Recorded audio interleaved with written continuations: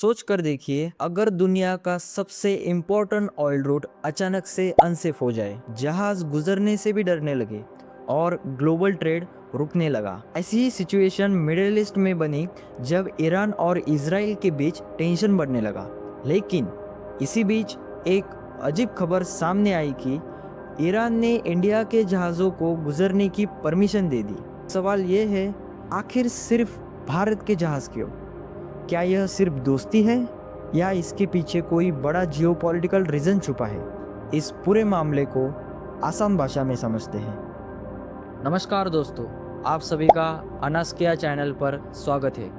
आज का video topic बहुत ही इम्पोर्टेंट है, तो चलिए शुरू करते हैं। पार्ट 1, आखिर मामला क्या है? मिडिल ईस्ट में एक जगह है जिसे स्ट्रेट ऑफ हार्मस कहा जाता है। यह दुनिया की सबसे इम्पोर्टेंट शिपिंग रूट्स में से एक है। दुनिया का बहुत बड़ा हिस्सा यहीं से होकर गुजरता है, खासकर ऑयल टैंकर्स। भारत के लिए तो यह रास्ता और भी ज़्यादा इम्पोर्टेंट है, क्योंकि हमारा बहुत बड़ा ऑयल इंपोर्ट इसी रूट से आता है। अब जब ईरान इजराइल टेंशन बढ़ा तो इस इलाके में जहाज़ की सेफ्टी को लेकर डर बढ़ गया। कई शिपिंग कंपनीज ने अपने रूट्स बदलने शुरू कर दिए।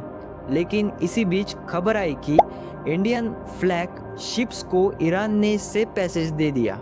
यहीं से लोगों के दिमाग में सवाल उठने लगा। पार्ट 2, ईरान ऐसा क्यों करेगा? देखिए, जियोपॉलिटिक्स में चीज़ें कभी भी दोस्ती से नहीं चलती। इसके पीछे कुछ प्रैक्टिकल रीजंस भी होते हैं। फर्स्ट, इंडिया की खास बात यह है कि मिडिल ईस्ट में उसके रिलेशंस ऑलमोस्ट सभी देशों के साथ अच्छे हैं। भारत के रिलेशंस ईरान से भी ठीक है, इजराइल से भी और यूएसए से भी। इंडिया अक्सर कॉन्फ्लिक्ट्स में ओपनली किसी एक साइड को सपोर्ट नहीं करता। इसीलिए कई कंट्रीज इंडिया को न्यूट्रल पार्टनर की तरह देखते हैं।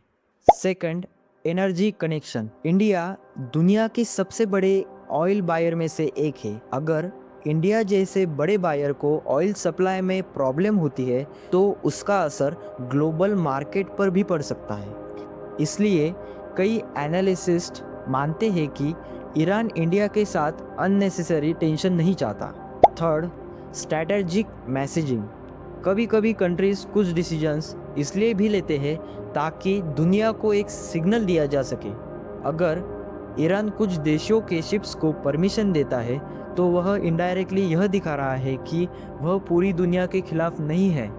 पार्ट 3, लेकिन कहानी अभी पूरी साफ नहीं है। यह भी सच है कि इस सिचुएशन की पूरी डिटेल्स अभी क्लियर नहीं है।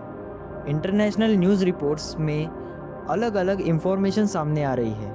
लेकिन एक चीज़ ज़रूर क्लियर है कि मिडिल ईस्ट में टेंशन बढ़ने के बाद स्ट्रेट ऑफ हार्मज एक बार फिर ग्लोबल पॉलिटिक्स का सेंटर बन गया है। और इस पूरे सिनारियो में इंडिया की डिप्लोमेसी एक इंटरेस्टिंग रोल निभाती हुई दिख रही है। तो चलिए वीडियो के लास्ट पार्ट की तरफ बढ़ते हैं। तो सवाल सिर्फ इतना नहीं है कि ईरान ने भारत के जहाज़ों को रास्ता क्यों दिया। असली सवाल यह है, क्या यह सिर्फ एक टेम्परेरी डिसीजन है या यह इस बात का संकेत है कि ग्लोबल पॉलिटिक्स में इंडिया की इम्पोर्टेंस बढ़ रही है? क्योंकि अगर ऐसा है तो आने वाले समय में इंडिया इंटरनेशनल पॉलिटिक्स में और भी बड़ा प्लेयर बन सकता है।